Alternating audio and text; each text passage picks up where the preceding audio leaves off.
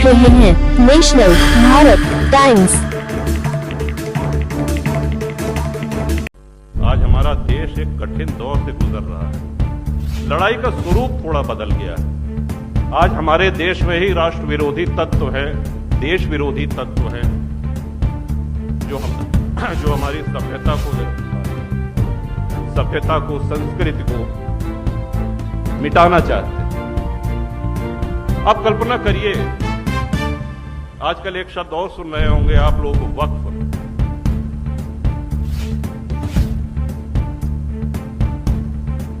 ये धरती पे किसी देश में वक्फ बोर्ड नहीं है, सिर्फ भारत में है। किसी भी इस्लामिक देश में वक्फ बोर्ड नहीं है। वक्फ बोर्ड को 2013 में कांग्रेस ने जो शक्तियां दी, जरा उसका भी उल्लेख सुन लीजिए कि वक्फ बोर्ड का निर्णय तो वक्फ की ही अदालत करेगी। वहां पर जिले की कचहरी, उच्च न्यायालय, उच्चतम न्यायालय, इनका अधिकार, इनका सीमा क्षेत्र समाप्त हो जाता है।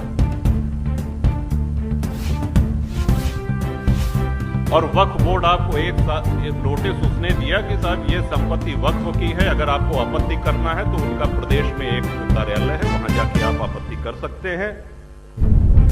अगर एक साल में आपने कोई जवाब नहीं दिया तो ये माना जाएगा कि आपको कोई दिक्कत नहीं, आपका घर, आपकी जमीन, आपका गांव वो वक्फ संपत्ति घोषित हो जाएगा। ये लिखा पढ़ी में।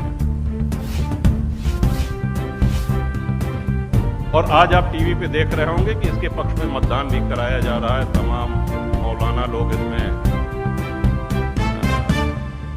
मोबाइल के माध्यम से मतदान हो रहा है। इसमें हम सबको मुखर होना चाहिए, क्योंकि राष्ट्र रक्षा का दायित्व तो सिर्फ राजनेताओं का नहीं है।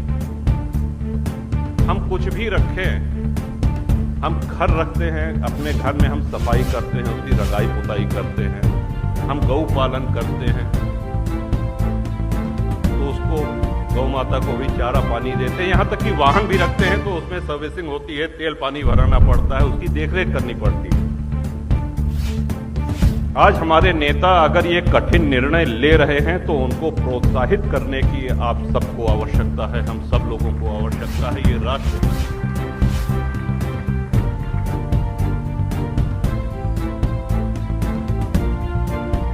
जातिवाद। आज हम जितने क्षत्रिय महानुभावों को, अपने पूर्वजों को जो स्मरण करते हैं, उन्होंने अपने लिए लड़ाइयां नहीं लड़ी। उन्होंने अपनी धन संपदा, अपना खजाना भरने के लिए लड़ाइयां नहीं लड़ी। उन्होंने देश की रक्षा के लिए, उन्होंने संस्कृति की रक्षा के लिए तलवार उठाई। उन्होंने ये भी ध्यान नहीं दिया कि हमारी सेना कितनी है और सामने से आक्रमणकारियों की सेना कितनी है। विश्व के किसी सभ्यता में, किसी इतिहास में माताओं का जौहर जैसा पराक्रमी उदाहरण दूसरा कहीं नहीं मिलेगा। आप कल्पना करिए क्या माहौल रहा होगा, एक साथ 16,000 रानियां, 16,000 माताएं अग्निकुंड में कूद करके। किसकी वजह से? अकबर द ग्रेट की वजह से।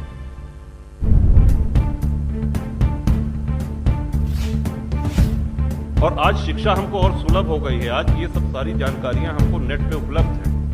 हमको मुखर होने की आवश्यकता है। पहले हम ये कह सकते थे कि साहब हम कोई राजनेता नहीं है, अगर हम बयान देंगे तो पत्रकार छापेंगे नहीं, छपेगा नहीं, सुनेगा नहीं कोई, कौन पढ़ेगा। लेकिन आज सोशल मीडिया पे तमाम संचार के ऐसे माध्यम है जिसमें आप लिख करके, बोल करके अपनी उपस्थिति मजबूती से दर्ज करा सकते हैं।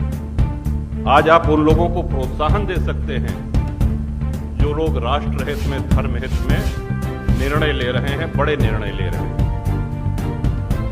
देश का बंटवारा धर्म के आधार पर हुआ है। हिंदुओं ने कभी नहीं कहा कि हम मुसलमान के साथ नहीं रह सकते, मुसलमानों ने कहा कि हम हिंदू के साथ नहीं। आप देख रहे हो नेशनल भारत टाइम। सभी लोग जानते हैं। लेकिन उस समय एक चिंता व्यक्त की गई, और जो कि बड़ी जायज चिंता थी, और उस चिंता को व्यक्त करने वाले पहले नेता आदरणीय सरदार पटेल थे, जिन्होंने कहा कि इन देशों में जो अल्पसंख्यक हैं, भारत के अल्पसंख्यकों के विषय में तो वो आश्वस्त थे, उनकी चिंता पाकिस्तान और बांग्लादेश में रह रहे अल्पसंख्यक। तो जब ये बात आई तो उसके बाद एक नेहरू लियाकत फैक्ट हुआ, आप लोग नेट पे देखिएगा, नेहरू लियाकत फैक्ट हुआ, तो उसमें ये आश्वासन दिया गया नेहरू जी की तरफ से और लियाकत की तरफ से कि नहीं साहब, इनको कोई दिक्कत नहीं होगी, मेजॉरिटी माइनॉरिटी दोनों एक समान अधिकार प्राप्त होंगे उनको और दोनों फले फूलेंगे, किसी प्रकार का कोई खतरा नहीं होगा, उनको अपने ढंग से पूजा पाठ करने का अधिकार होगा, उसके में हमारा कोई हस्तक्षेप नहीं होगा। और परिणाम ये हुआ कि बंटवारा के समय 23% हिंदू पाकिस्तान में आज घट करके 1% रह गया। जात पूछ के हिंसा नहीं हो रही है। सोमनाथ जी का उदाहरण तो बहुत पुराना हो गया, अभी कुछ वर्ष पहले अक्षरधाम पे जो आतंकी हमला हुआ था, आप लोगों को स्मरण है। और नया उदाहरण दें, अभी 4 दिन पहले गणपति के पंडाल पे सूरत से जो पत्थरबाजी हुई, हमने किसकी भावना यहाँ की, हमने किसका अपमान किया था? हम अपने देव की आराधना कर रहे थे, इस बात पे पत्थरबाजी। वैष्णव देवी दर्शन करने भक्त जा रहे थे, जिस दिन आदरणीय मोदी जी तीसरी बार शपथ ले रहे थे प्रधानमंत्री, यात्रियों के बस पे आतंकियों ने अंधाधुंध गोलियां चलाई, कई श्रद्धालु मारे गए, उनको जात पूछ के नहीं मारा गया।